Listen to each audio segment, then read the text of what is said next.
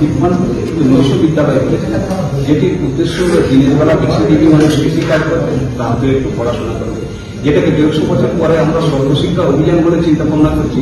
বিদ্যাসাগর মশাইয়ের সময় থেকে অনেক আগে, সেই জন্য তখনকার দিনে বিশ্ববিদ্যালয় তৈরি করেছে।